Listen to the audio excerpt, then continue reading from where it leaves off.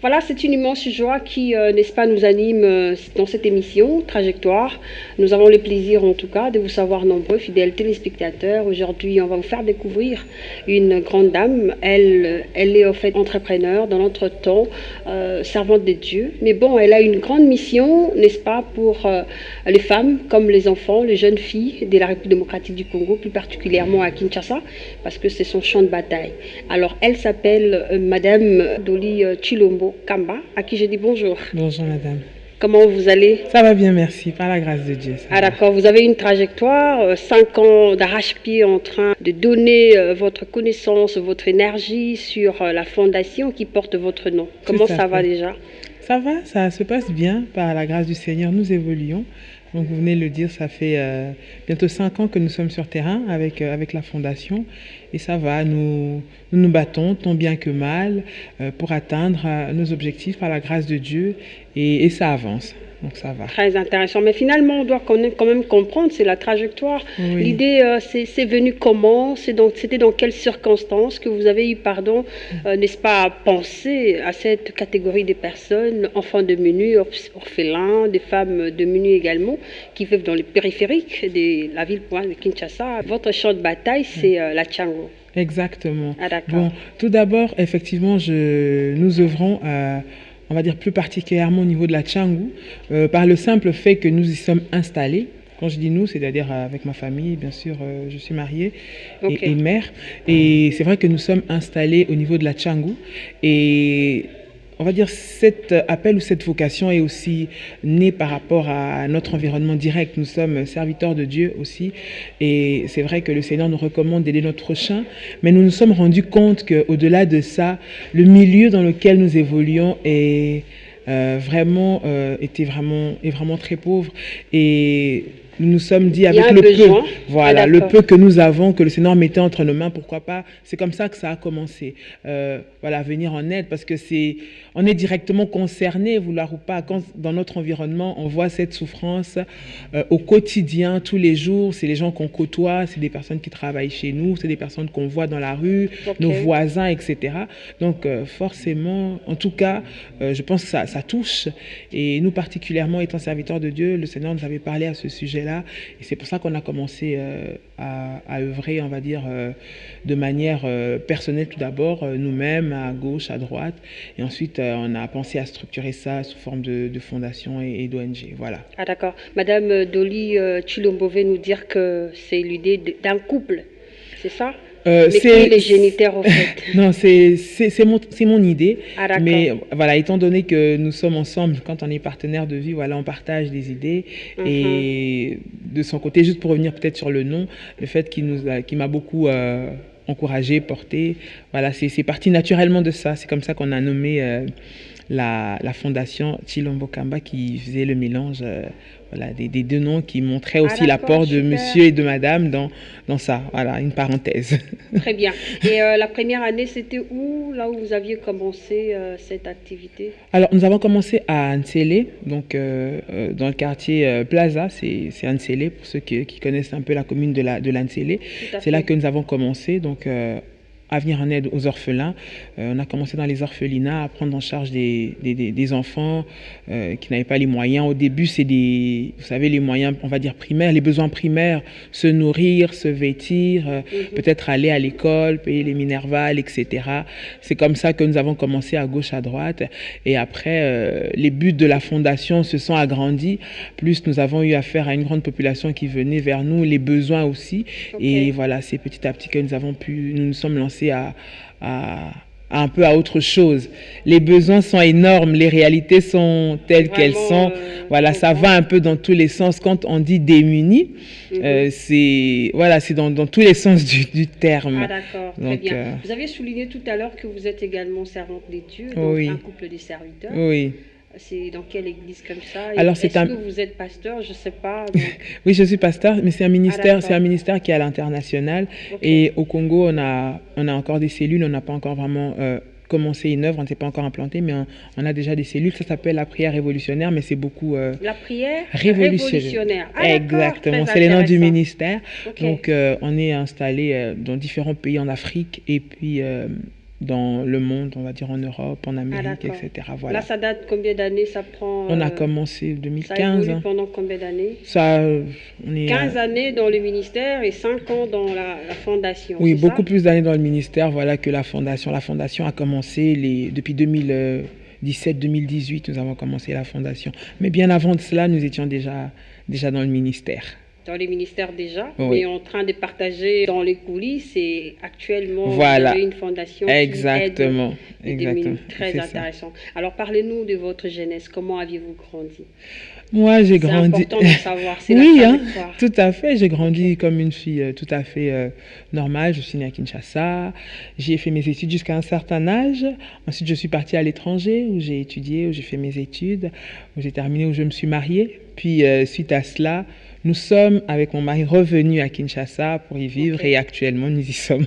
Alors, madame, on va juste prendre votre portrait pour la connaissance des uns comme des autres, parce que le travail que vous êtes en train de faire, c'est justement pour sauver des vies également. Exactement. Alors, fidèles téléspectateurs, nous vous proposons son portrait et puis on va se retrouver juste après pour la continuation de notre émission.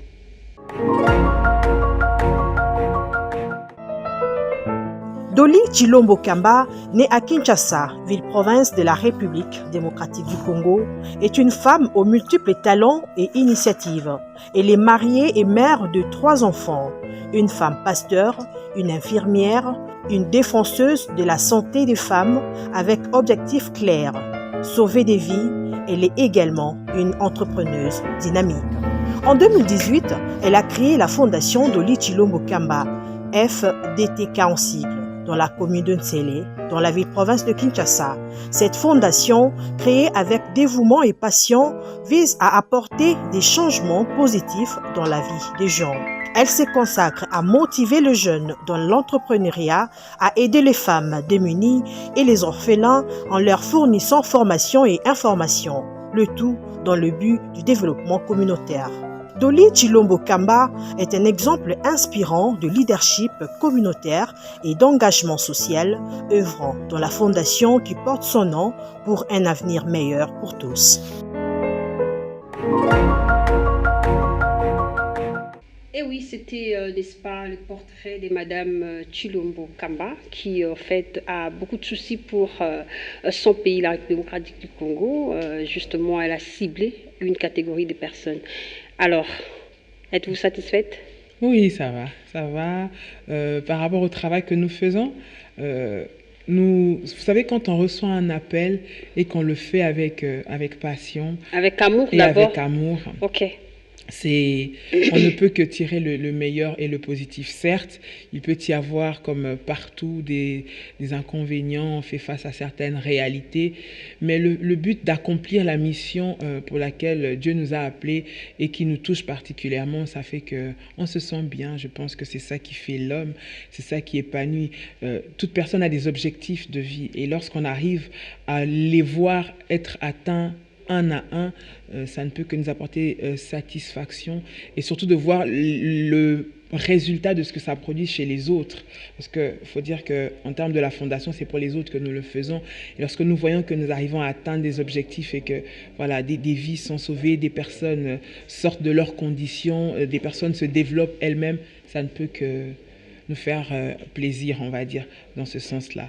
Alors, parlez-nous de catégorie des personnes ciblées. Vous avez des orphelins, des femmes démunies, Voilà. pour une formation et information. Comment vous faites ça? Donc, vous faites appel aux chiffronnés dans la matière? Alors, faut savoir que le milieu dans lequel nous on évolue, donc qui est l'Ansele, c'est un milieu urbano-rural, donc je pense qu'à Kinshasa, vous connaissez la plupart des personnes issues de ces communautés ou de ces contrées-là, ce n'est pas pour stigmatiser, mais la plupart viennent d'une catégorie où il n'y a pas beaucoup qui ont été à l'école. C'est des catégorie de personnes qui n'ont pas fréquenté, d'autres sont souvent, c'est des agriculteurs, ils n'ont pas fait de longues études, ils n'ont pas vraiment les moyens, ils vivent dans une pauvreté, dans une misère des fois qui est... voilà. Et nous, ce que nous essayons de faire, c'est d'essayer de apporter un semblant de développement dans cette communauté-là.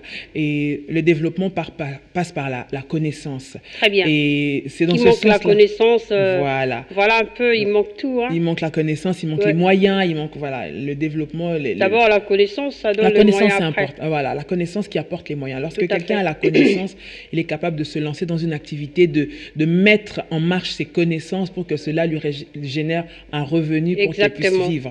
Et quand on n'a pas ça, on sera toujours dans l'assistanat. Et le but de la fondation, ce n'est pas de laisser les gens dans un assistanat permanent, mais c'est plutôt que ces personnes-là deviennent indépendantes, autonomes et aussi sensibilisées. On a vu que c'est une communauté où il y a beaucoup de personnes. Vraiment, il y a énormément. La Tchang, où il y a beaucoup de monde, mais en Ansele, il y a du monde et beaucoup de petits-enfants. Et ces enfants-là ne sont pas encadrés, ces enfants-là ne vont pas à l'école souvent, ces enfants-là ne font pas grand-chose et cela crée de la délinquance, cela crée au niveau de la communauté de l'insécurité. Beaucoup de méfaits. Parce que lorsqu'un enfant n'est pas encadré, il se prend en charge lui-même. Et aussi, lorsque les parents ne sont pas au courant de certaines informations, c'est ce qui pousse souvent à faire, on va dire, beaucoup d'enfants. C'est un peu caricaturé. Ouais. Donc, nous travaillons aussi, quand je dis informer, à faire comprendre ou informer aux femmes comment se prendre en charge, tout ce qui est planification familiale, comment est-ce qu'on prépare l'arrivée au monde d'un enfant, parce que certes, c'est une bénédiction de Dieu, un planification enfant. Familiale également, oui, il faut mettre l'accent dans ça. Voilà, donc l'accent sur ça, voilà comment ça se passe. Et surtout, lorsqu'un enfant vient, il faut l'encadrer. Il ne vient pas seulement pour qu'on puisse être content d'avoir un enfant, mais c'est une bouche à nourrir, c'est une éducation à donner, c'est une santé à prendre en charge. Donc tout ça, là, nous apprenons ça aux mamans. Et aussi...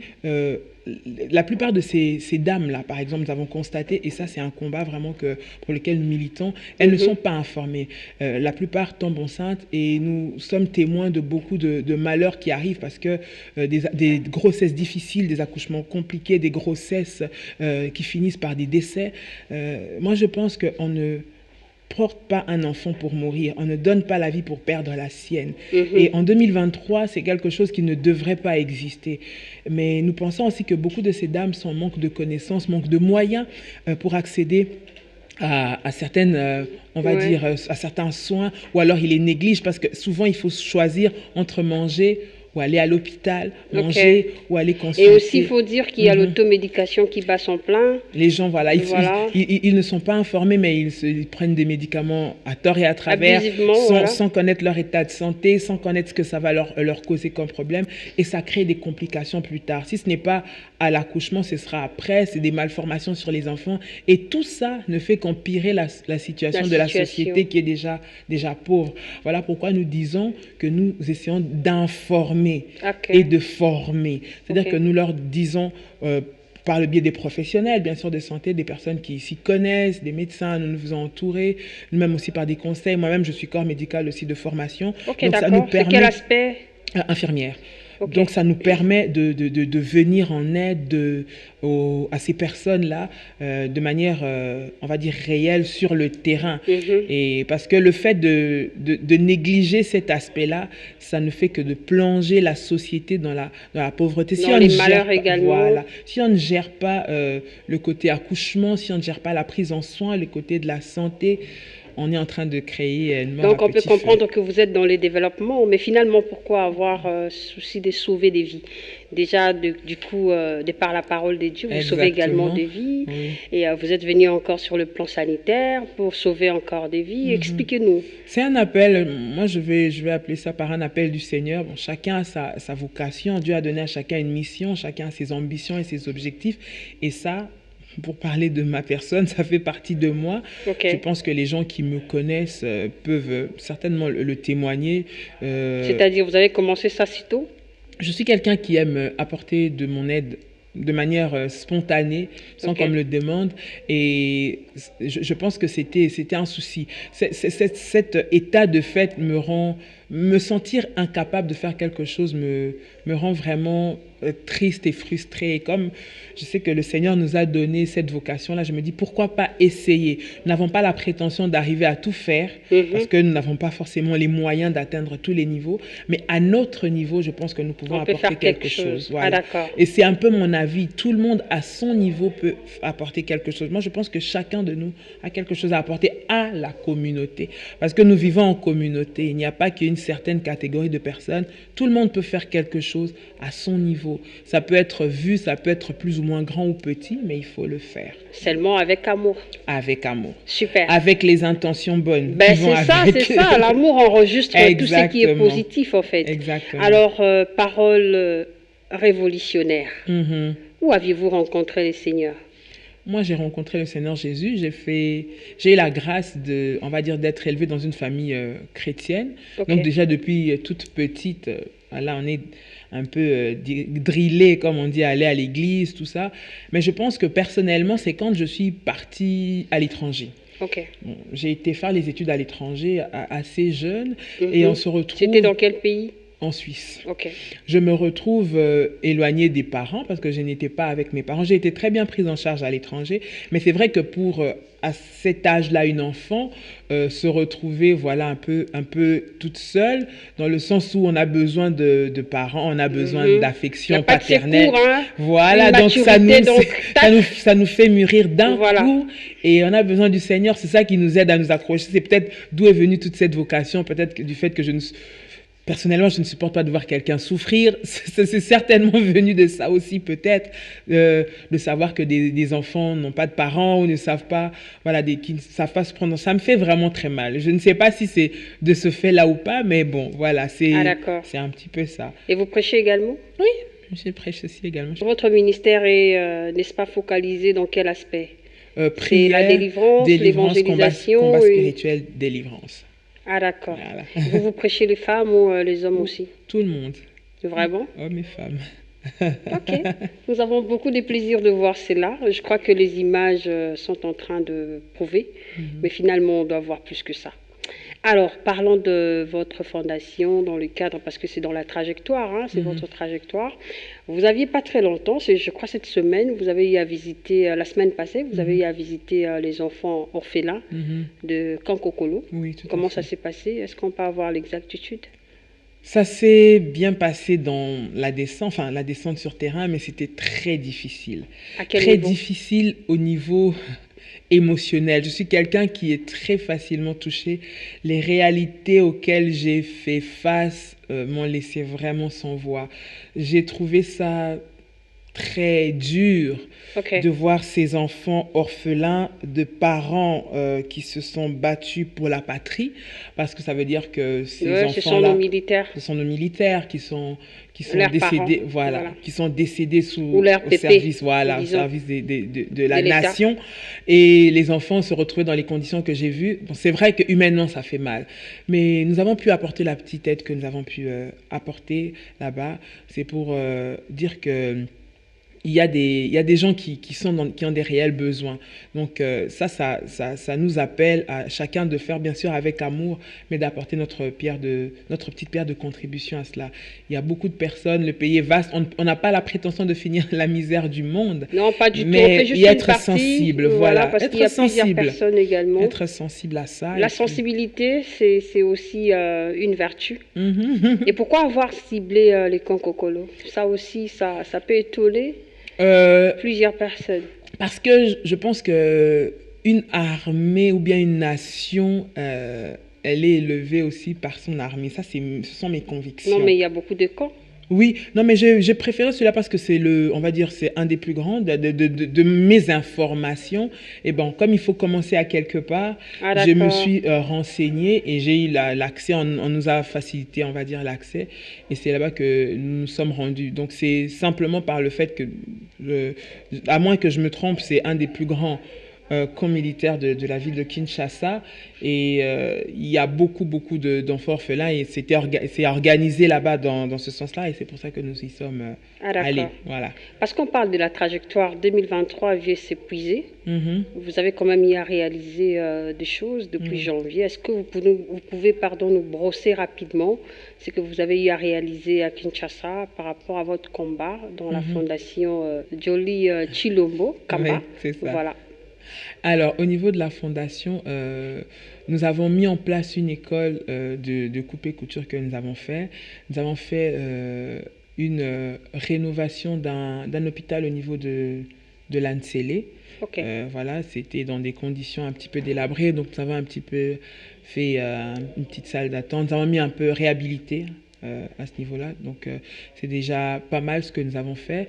Et puis aussi, nous sommes en train de travailler par la grâce du Seigneur, petit à petit, pour voir comment mettre en place un orphelinat, si Dieu nous permet. Ce ne sera pas 2023, certainement, ce sera sur du moyen, voire long terme, selon les besoins que nous aurons.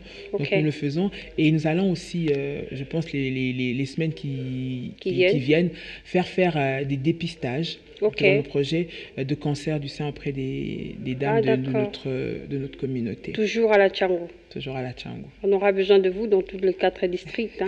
Si Dieu permet, on commence par Jérusalem. Je dis ça parce que c'est là où nous sommes. Et si Dieu nous fait grâce, si le Seigneur nous accorde les moyens, pourquoi pas? Parce que c'est la vision de s'étendre. Alors, comment vous ciblez ces femmes-là, bien que c'est un cible-là que vous avez déjà géré, ou alors jeter un coup d'œil? Comment vous faites la sensibilisation pour que toutes ces femmes-là viennent vers vous? On cible les milieux qui sont fréquentés, type les églises, les communautés. Souvent, c'est dans les églises où il y a des groupements de femmes. Et il faut dire que moi, je suis entrepreneur. J'ai mon commerce et où je reçois beaucoup de mamans, beaucoup de femmes. Donc, vous voyez un peu les mamans. À partir de là également, c'est un bon moyen pour moi. Je discute avec elles très souvent, tous les jours. Donc, je les vois tous les jours. Je sais ce à quoi elles font face. Je sais aussi ce qu'elles ne font pas, parce qu'on en parle.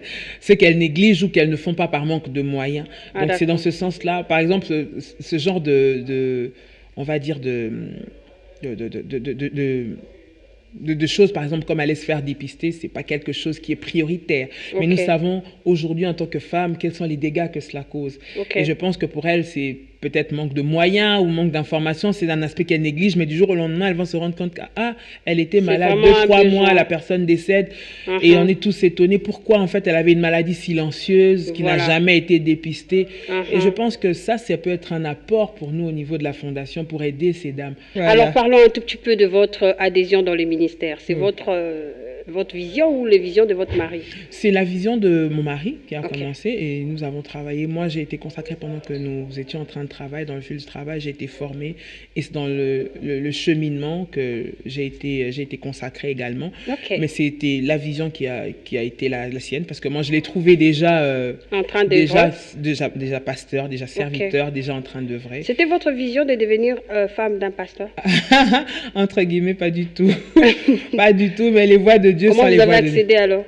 Je ne sais pas si j'ai appelé ça c'est la grâce certainement du Seigneur. Est-ce que vous aviez aimé du coup la première fois? Quand je me disais, quand je me voyais mariée, pas du tout à un pasteur, parce que je voyais la vie de pasteur, je l'enviais pas du tout. Je n'aimais pas du tout parce que personnellement, là où j'ai grandi, chez mes oncles qui m'ont élevé, à qui j'ai dit bonjour s'ils vont me suivre, c'était un pasteur. Et quand je voyais son quotidien, j'étais en fait un enfant de pasteur. Et je n'ai jamais aimé être une femme de pasteur. Parce que c'est triste à dire, mais la réalité de ce que je voyais ne me donnait pas envie d'être une femme de pasteur. Bon, après on dit ça, vous voyez dans quoi on est tombé. Alors quel est le bonheur que vous avez justement rencontré dans ça? Le bonheur que j'ai rencontré, c'est que d'avoir quelqu'un qui craint Dieu réellement, ça nous facilite beaucoup la vie. Oui, quand on craint le Seigneur vraiment, je ne parle pas du nom ou du titre, je parle d'un enfant de Dieu. Vraiment converti, vrai. Un partenaire de vie, enfant de Dieu, ça nous facilite la vie. Ça nous facilite la vie dans beaucoup de choses, parce qu'on sait qu'on a les mêmes principes, même si on peut s'égarer, ça va toujours nous ramener ensemble. Donc c'est ça que je peux appeler la paix et le bonheur. Mais c'est vrai que des à côté, ça c'est un autre sujet. C'est pas facile de porter cette casquette de pasteur, de femme de pasteur, beaucoup de jugements, beaucoup d'attaques, beaucoup de combats. Mais bon, Ça va, on fait Mais avec, on n'est pas mort de ça, donc ça va. Dieu très nous soutient. intéressant. Et vous aviez associé votre ministère également à ce que vous faites avec les enfants démunis. Vous Oui, leur apportez également la parole de Dieu. tout à fait. On Comment les vous le enseigne. faites? On les enseigne quand on a la possibilité. On commence toujours par, bien sûr, la prière et aussi les enseigner, les conseiller par rapport à ça. Vous leur parlez également de votre trajectoire par les passés, comment vous avez eu à souffrir, c'est ça? Non, moi, non, j'ai pas personnellement, j'ai pas souffert en tant que tel. Mais c'est vrai que du fait, je pense que j'ai été, je suis quelqu'un de très sensible. Mais la souffrance comme telle, non. Ce qui m'a fait mal, je pense que c'est d'avoir quitté très tôt, on va dire mes parents. Ok. Ça a développé autre chose en moi. Mais Une c'est autre bien façon aujourd'hui. Oui, c'est très positif aujourd'hui. Mais parler de souffrance, non, j'ai bien grandi, j'ai été bien pris en charge. Voilà, j'ai fait des études, je suis celle que je suis aujourd'hui grâce à Dieu. Mais je pense que je leur apporte surtout le fait de s'accrocher à Dieu. Parce qu'on peut des fois avoir des gens autour de nous, mais on se rend compte qu'on n'a personne. Mhm. Et c'est là qu'on a vraiment besoin de Dieu. Ok. Et c'est ça que moi je conseille aux gens. Je leur dis, le Seigneur avant tout. Parce qu'on peut être entouré de toutes sortes de personnes, même d'avoir des parents, mais on se retrouve bien seul, surtout dans le parcours de vie, quand on devient adolescent, c'est quelque chose. Oui, Et tout on à a fait. besoin d'avoir des bons repères pour ne pas Des virer à rappels autre chose. Voilà. Et c'est ça vraiment que je conseille surtout aux jeunes, voilà, de s'accrocher à Dieu pour s'assurer un avenir vraiment. meilleurs. Oui, meilleur. Dieu Alors, n'abandonne jamais ses enfants. yes, amen. Mais finalement, qu'est-ce que vous n'avez pas encore dit? Parce que c'est la trajectoire, hein. Oui. Les gens sont en train de vous suivre, Oui. ils sont en train de récupérer quelque chose de vous, Oui. parce que vous également, vous avez vos modèles. Oui. Alors, parlez-nous de vos modèles. Oui. Alors, lorsque je parle de mes modèles, je vois par exemple cette femme, Déborah, qui était une femme très brave, très brillante, qui se levait là où, quand le pays était en guerre, quand tout le monde fuyait, mais qui a eu le courage de dire, de se lever, et à tel point que même ceux qui étaient les chefs disaient, si nous sommes avec Déborah, ben, nous irons certainement et nous allons vaincre.